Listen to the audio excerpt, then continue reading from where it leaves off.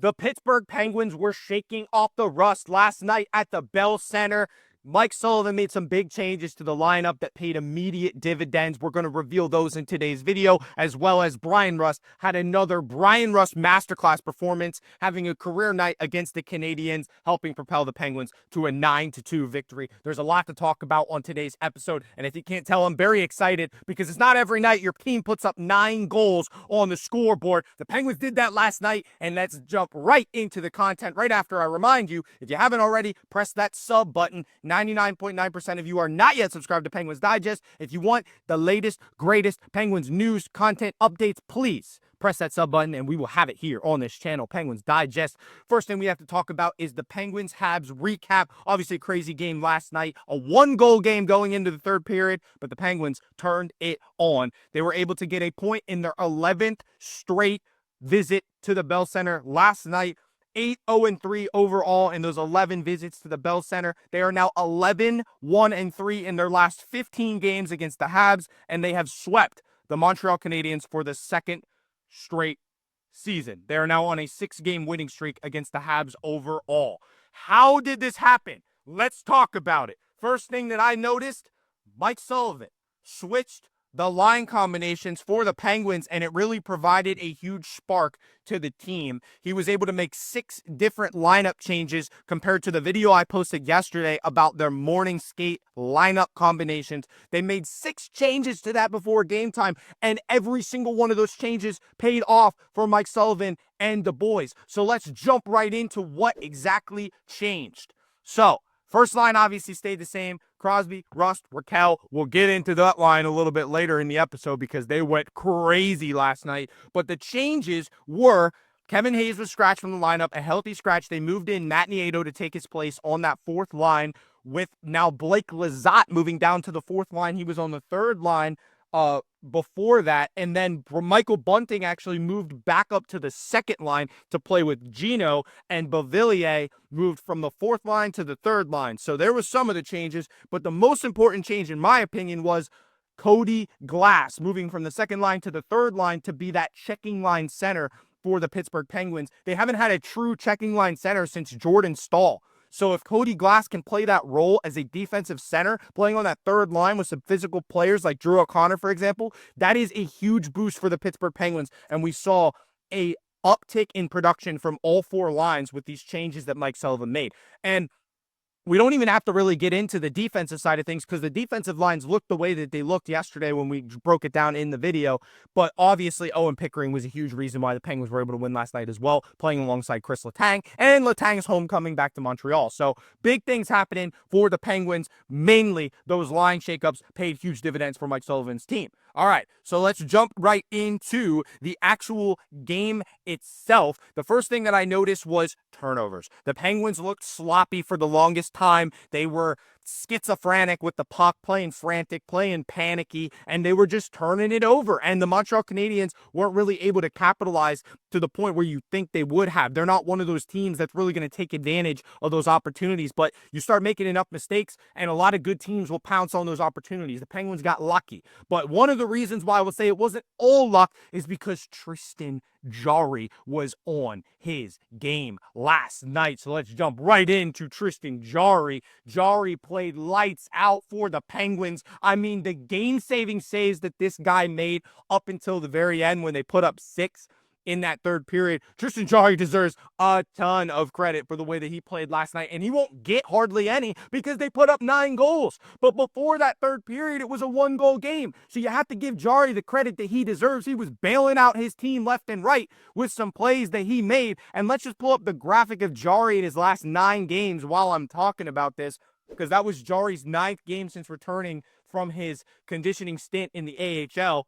Tristan Jarry allowed a goal on the first shot of the game, but it was because of a turnover that they even had that opportunity. So Nick Suzuki poked that one, and then Tristan Jarry was a brick wall after that. If you look at the stats from his last 9 games since he returned from that conditioning stint at Wilkes-Barre-Scranton, he has been a different goaltender, and that has been a huge reason why the Penguins have had so much success of late. Jarry was tested early. He was up for the challenge, and he kept the Penguins in the game before that onslaught in the third period. Up until then, it was a really close game. So you got to give Jarry all the credit in the world for keeping his team in it until the very end. So Tristan Jarry, obviously a huge reason why the Pittsburgh Penguins were able to get that victory last night. So I just love what I've seen from Tristan Jarry as of late. He has been everything the Penguins need. That top line caught absolute fire. 9-2 beating of the Canadiens was the headline. Again, these headlines are deceiving because the Penguins didn't beat them up until the third period. If they wouldn't have had good goaltending from Tristan Jarry, they wouldn't have been in that position to dominate in the third period and get that huge, decisive victory that they were looking for. So give Jarry a ton of credit. I don't think he's getting nearly enough for the way he played last night. That's just something I had to mention. Moving on to the next topic, that is the Penguins shaking off the rust. Quite literally, Brian Rust had an amazing game last night. That's the only thing I could say. He had an amazing game. He scored a hat trick, okay? His 6th career hat trick. I mean, it was a 4-point effort from Brian Rust, a 4-point effort from Rickard Rakell, and a 3-assist night for Sidney Crosby. That first line was perfect. It hasn't looked this good since Jake Gensel was on that first line. Rickard Rakell was the missing piece on this first line. We didn't know if he could play with Crosby, but he is proving that he can. The chemistry that those three showed off last night is amazing. I mean, the tic-tac-toe passing, the power play, just everything went right for those three last night, and they were able to reward themselves on the scoreboard. And I just can't say enough about Brian Rust, Rickard Rakell, and Sidney Crosby. I mean, those guys were absolutely terrific last night. So give all the credit where credit is due to those guys for what they were able to accomplish in the game last night. Obviously, some of the best players on the team, showing why they are some of the best players on the team. And let's get into that next, because that's an important aspect of this as well. The Pittsburgh Penguins getting contributions on the man advantage. And that's where your star players are supposed to shine. We talked about the penalty kill in the last episode and how dominant they've been, but the power play has been far from it. And they looked so much better last night. I mean, a masterclass on the power play. The Penguins took a ton of penalties, but so did the Canadiens. And that was something I talked about being a key in this game in the episode yesterday when we did the preview of this matchup. As you can see, this chart will show you exactly what happened, all the report cards for all the players on the Penguins and how effective they were, both on 5-on-5 action and on the man advantage. So it's very important to take notes of these analytics because they are telling you how to read between the lines, essentially, when you watch a hockey game, okay? It's not always the eye test. Sometimes the analytics provide that much-needed closure to how that actually game played out. So look at that graph and you tell me who were the players that really helped the Penguins get the job done last night at the Bell Center. But obviously you can look at the power play.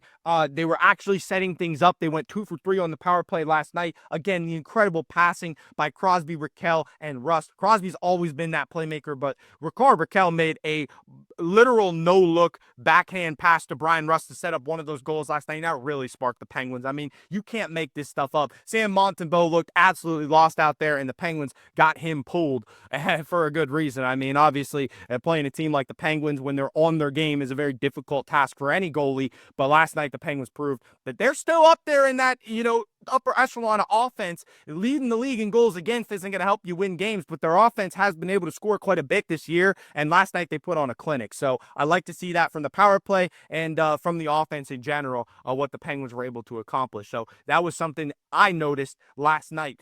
A third period to remember for the Pittsburgh Penguins. They had one of the best third periods I think I've ever seen them have ever.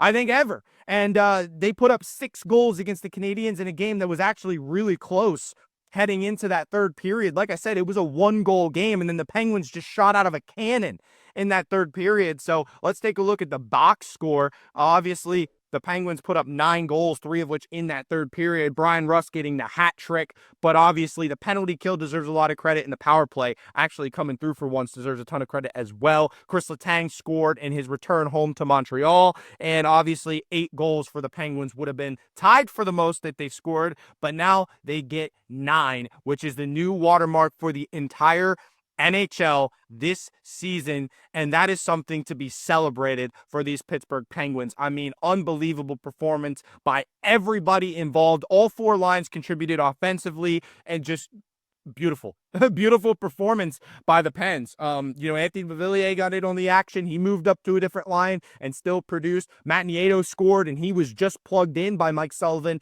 for Kevin Hayes. And then obviously Noel Acciari getting a goal as well, finally being rewarded for his valiant effort. As we switch back to the box score so you can see exactly what I was referring to there. Matt Nieto actually hadn't scored in 405 days, so that's a pretty big one for the Penguins. Cody Glass and Drew O'Connor executed their roles perfectly as well. Just a lot of great things for the Penguins. Fourth line converting on odd man rush opportunities late in that game. The Canadiens really just gave up at one point. I mean, the Penguins were embarrassing them on their home ice. So obviously, at one point, you just start to feel like this game is out of reach. And that was pretty much sums it up for the Penguins. Obviously, I said special teams was going to be a key going in. It was, and they performed. They did what they needed to do to win the game. Tristan Jarry played well. Again, bailed out the team whenever they made those key turnovers that they've been making lately. Able to win against a team they were expected to win against. The Penguins were favorites coming into that game, and man, did they deliver on that number. So, obviously, the Penguins with that top line of Crosby, Raquel, and Rust getting 11 points combined. Crosby just 1 point shy of that point per game mark, trying to break that Wayne Gretzky record. And just a lot of great things. I'm going to talk about physicality in the next episode because that's something that the Penguins are lacking right now, other than a few key players that we will highlight in that episode. But overall, I just wanted to be excited for once because this team doesn't put up 9 goals every day, and they did it last night. So thank you guys for joining me on this episode of Penguins Digest. Big win for the Penguins. They will be in Ottawa tomorrow on their Canadian road trip, the second half of that Canadian road trip, before they play the Kings at home next Tuesday. So let's dive right into a preview of that game tomorrow in the episode, as well as talking about the Penguins' physicality and what they need to do from that perspective moving forward. I'm glad the power play got fixed. At least it looks like it's fixed for now. And obviously, Tristan Jarry continuing to be on his game after one bad game against the Colorado Avalanche. A lot of good things for the Penguins, and we had to talk about something good for once on the show. Penguins Digest. My name is Remington Kuhn. Thank you all for watching, and we'll see you on the next episode.